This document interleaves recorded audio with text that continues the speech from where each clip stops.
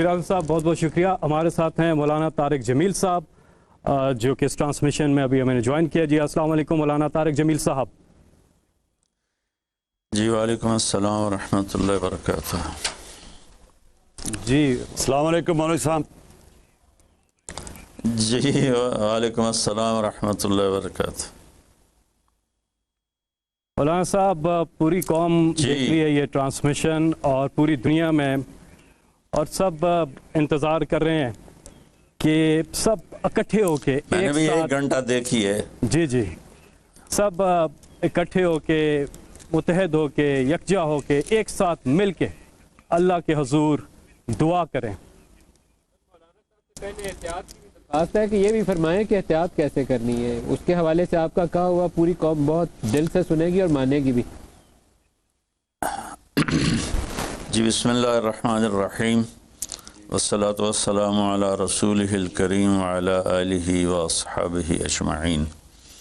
जहाँ तक एहतियाती तदाबीर का ताल्लुक़ है, वो तो बहुत ज़्यादा डिस्कस हो चुकी हैं और बहुत ज़्यादा उसको मीडिया ने भी माशाअल्लाह उसको उभारा है, उसको निखारा है, और अपने अपनी जगह पर हर जगह इस पर बहस हो रही है। ये है, मैं एक छोटी सी हिकायत सुनाता हूँ। हारून रशीद का वालिद था महदी बिन अबू जाफ़र मंसूर। उसके ज़माने में कहत आ गया और लोग भूखे मरने लगे, कुत्ते बिल्लियाँ भी खाने लगे। तो महदी रात को लेटा हुआ था, तो एक खादिम उसे दबा रहा था। तो उसने अपने खादिम से कहा कि कोई कहानी सुनाओ, मैं बहुत दुखी हूँ रया के लिए। उसने कहा, अमीरुल मोमिनीन, एक लोमड़ी जा रही थी सफ़र पे, तो बेटे को ले गई शेर के पास कि तू बादशाह है, इसको अपने पास रख ले, अमानत। उसने कहा ठीक। उसने उसको अपने कंधों पे बिठा लिया और लिए फिरता था। एक दिन औकाब की नज़र पड़ी तो उसने झपट्टा मारा और उठा के ले गया। लोमड़ी वापस आई, उसने आकर कहा, बादशाह सलामत, मेरा बच्चा। का वो तो औकाब ले गया। कि मैं तो आपके हवाले करके गई थी। तो शेर ने कहा, मेरी बहन, अगर वो ज़मीन की जंगल की आफत होती तो मैं लड़ के दिखाता, वो आसमान की आफत थी, उससे कौन लड़ सकता है। तो फिर उसने कहा, अमीरुल मोमिनीन, ये कहत अगर ज़मीन की आफत होती तो आप लड़ते, तो ऊपर से आई आफत है, उससे बात करो जो ऊपर वाला है, तो काम बन जाएगा। उस वक्त की सारी जो थी एग्रीकल्चर, ज़राअत, वो सारी बारिश पर थी। तो उसने उसी से ही लोटा मुसल्ला मंगवा के वज़ू किया, मुसल्ले पे खड़ा हुआ, सजदे में सर रखा और इतना रोया कि सारा मुसल्ला भीग गया। और ये याद रहे कि वो 3 बर्र आज़म पर हुकूमत कर रहा था उस वक्त महदी। तो अभी वो मुसल्ले से उठा भी ना था कि अल्लाह ताला ने बादल भेजे और पूरी अब्बासी सल्तनत में बारिश हो गई। मैं माज़रत के साथ इख्तलाफ राय तो हर आदमी को हक़ है। हम जो एक लफ्ज़ इस्तेमाल कर लें, लड़ना है, ये आसमानी आफत है, इससे लड़ना नहीं है। इसका इलाज करके अल्लाह को आजिज़ी दिखानी है और अपना सर सजदे में रख के रोना है। इससे हम लड़ नहीं सकते। इस लफ्ज़ को अपनी ज़बान से निकाल दें, चाहे दिल में उसके बारे में कोई तकब्बुर न हो, लेकिन ये लफ्ज़ अल्लाह को पसंद नहीं है कि मुझसे लड़ना चाहते हो। देखने, एक छोटे से वायरस से अल्लाह ने सारी दुनिया को हिला के रख दिया। मैं एक हदीस सुना के फिर दुआ करता हूँ। पहले एक दुआ है, मा असाबकुम मुसीबतिन फबिमा कसबत ऐदीकुम, तुम पर जो आफत आती है तुम्हारे अपने गुनाहों की कमाई होती है। यंसुरकुमुल्लाह फला गालिब लकुम, मैं तुम्हारा साथी बन जाऊं तो कौन तुम्हें नुकसान पहुंचा सकता है। वहीं यख़्ज़ुलकुम फमन ज़ल्लज़ी यंसुरकुम मिन बअदी, अगर मैं तुम्हें छोड़ दूं तो फिर कौन सी अटमी ताकत तुम्हें बचाएगी। यमसस्कल्लाहु बिज़ुर्रिन फला काशिफ़ लहू, अगर मैं तुम्हें तकलीफ़ में डालूं मेरे सिवा उसे कोई नहीं टालेगा। और यमसस का बखैरन फला रद्द फضल, अगर मैं इरादा कर लूँ कि मैंने किसी को नहीं होने देना बीमार या मुसीबत में, तो उसके लिए क्या मुश्किल है। एक अमरी तो होता है, 40 दिन इब्राहीम अलैहिस्सलाम आग में बैठे रहे, 40 दिन यूनुस अलैहिस्सलाम मछली के पेट में रहे, वो तो फ़आलुल लिमा युरीद है। तो हम ये जो ज़ाहिरी असबाब इख्तियार कर रहे हैं, इनको भी पूरी तरह इख्तियार करना है, सारी एहतियात करनी है। अगर मस्जिदों में जाने से ये बीमारी फैलती है तो फिर उससे भी अपने आप को रोकना है कि जान की हिफाजत भी हमारे दीन का हिस्सा है। एक दफ़ा बारिश हो गई, हज़रत बिलाल ने अज़ान दी तो आपने कहा सल्लू फ़ी रिहालिकुम, हम अगर बिलाल ऐलान करो अपने अपने घरों में नमाज पढ़ें, मस्जिद में मत आएँ। हालांकि मस्जिद में आने से कपड़े गीले होने थे या कीचड़, जान का खौफ तो नहीं था, लेकिन मेरे नबी ने अपनी उम्मत पर मोहब्बत और शफ़क़त का ऐसा साया रखा है कि आपने उनको कीचड़ से बचाया, बारिश से बचाया। यहाँ तो ज़िंदगी मौत के मसाइल हैं। बहरहाल बड़े उलमा इसमें जो कहेंगे और हुकूमत जो उनके साथ मीटिंग करेगी, जो हतमी फ़ैसला होगा, तो सबसे पहले हम अपने अल्फाज में तवाज़ु लेकर आएँ कि हमने अल्लाह के सामने झुकना है, आजिज़ी करनी है और अल्लाह को मनाना है कि अल्लाह तू इसको हटा, ये नहीं हट सकती, इसे कोई नहीं हटा सकता। कि अल्लाह कोई अल्लाह का बंदा रो धो के उसे मना ले तो फिर शायद फ़ैसला हो जाए और अल्लाह ताला अपना फ़ज़ल फरमा दे। एक हदीस पे अगर अमल हो जाए तो मुझे अल्लाह की कसम खाकर मैं कहता हूँ ये कोरोना का पता ही नहीं चलेगा कहाँ गया। सिर्फ एक हदीस, मेरे नबी ने फरमाया 4 बातें मुझसे ले लो, फिर दुनिया भी तुम्हारी है, आखिरत भी तुम्हारी है। 4 अर्बउन इज़ा कानत फ़ीका, 4 बातें ले लो मुझसे, फिर दुनिया भी तुम्हारी है, आखिरत भी तुम्हारी है। तुम्हें कोई टेढ़ी आँख से ना देख सकेगा, तुम्हें कोई नुकसान ना पहुँचा सकेगा कि तुम्हारे रब का साया तुम पे छा जाएगा। तो 4 बातें कौन सी हैं? सिद्क़ु हदीसन, हमेशा सच बोलना, झूठ ना बोलना।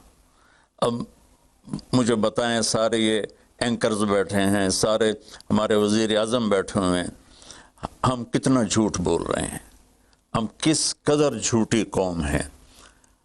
हम इस झूठ के साथ अल्लाह की बारगाह में कोई मकाम नहीं ले सकते। तो मेरे नबी ने पहली बात फरमाई सिद्क़ु हदीसन, सच बोलना।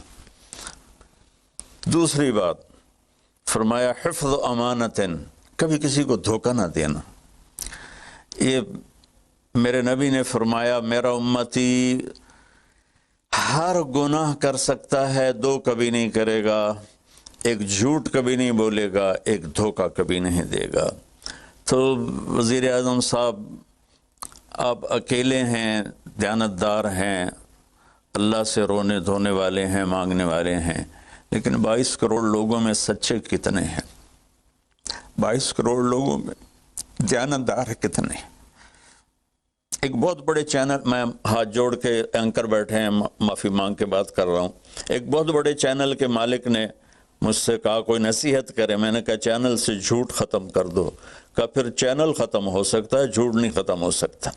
तो जहाँ जिसको, ये सिर्फ पाकिस्तान की बात नहीं, पूरी दुनिया का मीडिया झूठा है और सबसे ज़्यादा झूठ बोला जाता है। और मेरे रब को, मेरे नबी को झूठ से नफ़रत है। मेरे नबी ने फरमाया प्याज खा के मस्जिद में मत आओ कि फ़रिश्तों को तकलीफ़ होती है, बू होती है। लेकिन मेरे नबी ने फरमाया जब कोई मर्द औरत झूठ बोलता है तो फ़रिश्ते उसके मुंह की बदबू से 3 मील दूर भाग जाते। तो झूठ और ख़यानत के साथ हम किसी आफत का मुकाबला नहीं कर सकते। आपने फरमाया सिद्क़ु हदीसन हिफ़्ज़ु अमानतन, सच बोलना चाहे जान चली जाए, और धोखा ना देना। मुसलमान किसी को धोखा नहीं देता है। तीसरा फरमाया हुस्न खलीक़तन, अपने अखलाक अच्छे करना, और अखलाक का सबसे ऊंचा मकाम हया है। अब मैं कैसे बात करूं? मेरे देश में हया को किसने तार तार किया? मेरे देश की बेटियों को कौन नचा रहा है? ان کے کپڑے لباس مختصر کون کروا رہا ہے؟ یہ کس کے گردن میں یہ گناہ ڈالوں؟ میں مجرم ہوں، میں نے اپنی قوم کو نہیں سمجھایا، میں اللہ سے معافی مانگتا ہوں۔ لیکن جب مسلمان کی بیٹی بے حیائی کی طرف چل پڑے اور نوجوان بے حیائی کی طرف چل پڑے تو اللہ کی رحمت، سب سے زیادہ عذاب قوم لوط پر آیا کہ وہ بے حیائی میں ساری باؤنڈریز کراس کر گئے تھے، تو اللہ تعالیٰ نے ان پر 5 عذاب بھیجے۔ 5، کسی قوم پہ 5 عذاب نہیں آئے، ایک ہی عذاب آتا تھا، ان پر 5 عذاب آئے۔ تو تیسری بات میرے نبی نے فرمائی ہے کہ حیا والے بنو، حیا والے بنو۔ لیکن میری نسل ہے، مجھ سے خان صاحب نے بات کی تھی پہلی دفعہ کہ میں چاہتا ہوں کہ میری یوتھ اللہ کے نبی کے ساتھ جڑے، چونکہ جو ہمارے کالج ہیں، ہماری یونیورسٹیز ہیں، ہمارے خاص طور پر جو یہ پرائیویٹ سکولز ہیں، یہ امت کو، نوجوانوں کو اللہ رسول سے کاٹ رہے ہیں۔ تو اللہ تعالیٰ یہ پہلا شخص ہے جس کے لیے میرے دل سے دعا نکلی جب اس نے کہا کہ میں نے آپ کو اس لیے بلایا ہے کہ میری قوم اپنے نبی کے ساتھ کیسے جڑ جائے۔ میں کیا بتاؤں، جب تک اس بے حیائی کو نہیں ہم روکتے، اور کوئی روک نہیں سکتا ہے، اندر سے نیت نہ ہو۔ سرنڈو ماڈل اسکول میں میں نے میٹرک کیا ہے، ہمارے ایک وارڈن، میں ہاسٹل میں رہتا تھا، وہ آ گیا، نمازی تھے، انہوں نے نماز کی سختی کر دی، ہم بے وضو جا کے کھڑے ہو کر نماز پڑھ لیتے تھے، بے وضو، کیونکہ ڈنڈا انسان کو انسان نہیں بناتا ہے جب تک انسان اپنے من میں ڈوب کر پا جا سراغ زندگی۔ تو اگر میرا نہیں بنتا نہ بن، اپنا تو بن۔ یہ تو اپنے اندر دل دریا سمندروں ڈوگے، کون دلاں دیاں جانے ہو، وچے بیڑے وچے جھیڑے وچے ونج مہانے ہو۔ میری قوم جھوٹ چھوڑ دے، میری قوم بددیانتی چھوڑ دے، میری قوم بے حیائی چھوڑ دے۔ وعفت فی تہمت، آخری بات میرے نبی نے کہا، اور رزق حلال کھاؤ، رزق حلال کھاؤ، رزق حلال جو صبح سے شام تک، من امسا کالن بعمل یدہ امسا مغفور لہ، جو صبح سے شام تک رزق حلال میں تھک جاتا ہے، اس دن کے سارے گناہ معاف ہو جاتے۔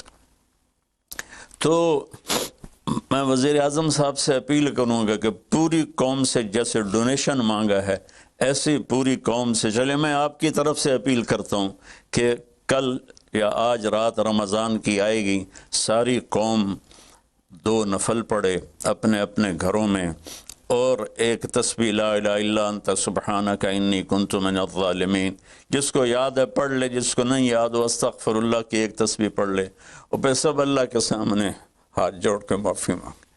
اور اللہ تعالیٰ کہتا ہے ما من یوم الا والبحر یستاذن فی ان یغرق ابن آدم، روزانہ، یہ مسند احمد کی روایت، روزانہ سمندر کہتا ہے یا اللہ اجازت دے میں چڑھ جاؤں اور ان کو بہا دوں۔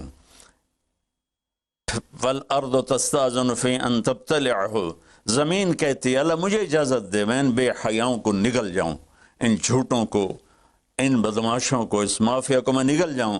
تو والملائکۃ تستاذن فی ان تعجلہ وتہلکہ، فرشتے اللہ سے کہتے ہیں یا اللہ تو ہمیں اجازت دے ہم ان کا صفایا کریں۔ میرا اللہ کہتا ہے دعو عبدی فانا اعلم بعبدی منکم، جاؤ جاؤ اپنا کام کرو، یہ میرا بندہ ہے اور میں جانوں میرا بندہ جانے۔ ان کان عبدکم فشانکم بہی، تمہارا بندہ ہے تو مار دو، ان کان عبدی فمنی ولی منی ولی عبدی، اگر میرا ہے تو میں انتظار کروں گا، میں انتظار کروں گا۔ پچھلی قوموں میں ایک طوائف نے کتے کو پانی پلایا تو اللہ نے اس کی بخشش کر دی، معاف، ہم تو مائل بکرم ہیں، کوئی سائل ہی نہیں، کوئی مانگنے والا تو ہو۔ ان 4 چیزوں نے ہماری ہر چیز بکھیر دی، توڑ دی۔ کسی بھی قوم کے لیے جھوٹ، بددیانتی، بے حیائی اور رزق حرام، یہ ان کو تباہ و برباد کر دیتا ہے۔ اور کوئی قوم سچائی، دیانتداری، پاک دامنی اور رزق حلال پر ہوگی تو اللہ کا سایہ ان پر چھا جائے گا، اور دنیا کی کوئی طاقت ان کی طرف آنکھ اٹھا کر نہیں دیکھ سکتی۔ ہم تو اجڑے چمن کے مالی ہیں، عمران خان کو اجڑا چمن ملا ہے، کہاں تک آباد کر سکے گا، اللہ اس کی مدد کرے۔ چمن کے تخت پر جس دم شہ گل کا تجمل تھا، ہزاروں بلبلیں تھی باغ میں، ایک شور تھا غل تھا، کھلی جب آنکھ نرگس سی، نہ تھا جز خار کچھ باقی، بتاتا باغ مارو رو، یہاں غنچہ یہاں گل تھا، یہاں غنچہ یہاں گل تھا۔ ابھی عمران صاحب نے یرموک کی اور قادسیہ کی بات کی، کتنے تھے؟ 30,000 تھے خالد ابن ولید کے کمانڈ میں، اور سامنے باہان جو تھا وہ 3 لاکھ کا لشکر لے کر آیا ہوا تھا، اور قادسیہ کے میدان میں بھی 30,000 صحابہ تھے، اور ادھر سے جو رستم تھا وہ 3 لاکھ کا لشکر لے کر آیا ہوا تھا، ان کے ساتھ اللہ تھا۔ ہم اللہ کو ساتھ لیں، سارے اسباب اختیار کریں۔ مالداروں سے کہتا ہوں، میں نے اپنا کلپ الگ ریکارڈ کرایا کہ اس سال ساری زکوٰۃ ان غریبوں میں تقسیم کریں۔ آپ تک تو ہر آدمی نہیں پہنچ سکے گا، اپنے اپنے علاقے میں جو مالدار لوگ ہیں وہ اپنی زکوٰۃ غریبوں میں ان میں تقسیم کریں، ان کے گھر جا کر دیں۔ کسی ایک کی دعا لگ گئی نا تو 7 نسلیں ہماری آباد ہو جائیں گی۔ تو بس میں معافی چاہتا ہوں، آپ نے مجھے کافی دیر بٹھایا تو میں نے بھی تھوڑا سا آپ کا ٹائم لے لیا، تو آپ درود شریف پڑھیں اور ہم اللہ کی بارگاہ میں دعا کرتے ہیں۔